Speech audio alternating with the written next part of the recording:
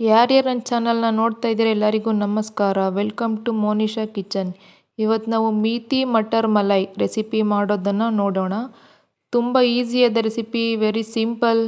ಚಪಾತಿ ಮತ್ತು ಪೂರಿ ಜೊತೆಗೆ ತುಂಬ ಚೆನ್ನಾಗಿರುತ್ತೆ. ಎಲ್ಲರೂ ಒಂದ್ಸಲಿ ಟ್ರೈ ಮಾಡಿ ನೋಡಿ. ಬನ್ನಿ ಹೇಗೆ ಮಾಡೋದನ್ನು ನೋಡೋಣ. ಫಸ್ಟ್ ನಾನು ಒಂದು ಪ್ಯಾನಿಗೆ ಕಟ್ ಮಾಡಿಕೊಂಡಿರುವಂತಹ 2 ಈರುಳ್ಳಿ ಹಾಕ್ತಾಯಿದ್ದೀನಿ. 1 ಸ್ಪೂನ್ ಆಯಿಲ್ ಹಾಕಿದ್ದೀನಿ. ಅದನ್ನು ನೋಡಿ ಗೋಲ್ಡನ್ ಬ್ರೌನ್ ಕಲರ್ ಬರೋ ತನಕ ಫ್ರೈ ಮಾಡ್ಕೊಬೇಕು ಈರುಳ್ಳಿನ. 7ರಿಂದ 8 ಹಸಿಮೆಣಸಿನಕಾಯಿ ಹಾಕಿದ್ದೀನಿ. ಮತ್ತು ಶುಂಠಿ ಮತ್ತು ಬೆಳ್ಳುಳ್ಳಿ ನಾನು ಪೇಸ್ಟ್ ಹಾಕ್ತಾಯಿಲ್ಲ, ಶುಂಠಿ ಬೆಳ್ಳುಳ್ಳಿ ಅದಕ್ಕೆ ಹಾಕಿ ಫ್ರೈ ಮಾಡ್ತಾಯಿದ್ದೀನಿ. ಒಂದು ಸ್ವಲ್ಪ ಫ್ರೈ ಮಾಡಿದ್ದೀನಿ. ಮತ್ತು ಅದು ನೆಕ್ಸ್ಟ್ ಮಿಕ್ಸಿ ಮಾಡ್ಕೊಳ್ಬೇಕು. ಮಿಕ್ಸಿ ಜಾರಿಗೆ ಈರುಳ್ಳಿ ಮತ್ತು ಮೆಣಸಿನ್ಕಾಯಿ ಏನು ಫ್ರೈ ಮಾಡಿ ಇಟ್ಕೊಂಡಿರ್ತೀವಲ್ಲ ಅದನ್ನು ಹಾಕಬೇಕು. ಮುಂಚೆನೇ ಒಂದು ಅರ್ಧ ಗಂಟೆ ಮುಂಚೆ 7ರಿಂದ 8 ಗೋಡಂಬಿನ ನೆನೆಸಿಟ್ಕೊಂಡಿದ್ದೆ, ಅದನ್ನು ಹಾಕ್ತಾಯಿದ್ದೀನಿ. ಸ್ವಲ್ಪ ನೀರು ಹಾಕಿ ಮಿಕ್ಸಿ ಮಾಡ್ಕೊಳ್ಬೇಕು. ನೋಡಿ ಈ ಥರ ಇರಬೇಕು ಪೇಸ್ಟ್. ತುಂಬ ದಪ್ಪನೂ ಇರಬಾರ್ದು, ತೆಳ್ಳನೂ ಇರಬಾರ್ದು, ಮೀಡಿಯಮಲ್ಲಿ ಇರಬೇಕು. ನೆಕ್ಸ್ಟ್ ಮತ್ತು ಅದೇ ಪ್ಯಾನಿಗೆ 2 ಸ್ಪೂನ್ ಆಯಿಲ್ ಹಾಕ್ತಾಯಿದ್ದೀನಿ.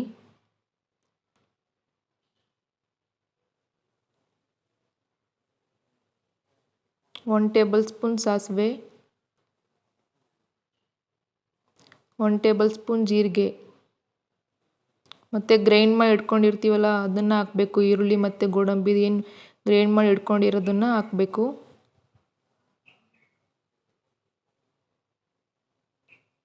ನಾನು 1 ಬಟ್ಲು ಆಗೋಷ್ಟು ಮೆಂತ್ಯ ಸೊಪ್ಪನ್ನು ತೊಳೆದು ಹೆಚ್ಚಿಟ್ಕೊಂಡಿದ್ದೆ.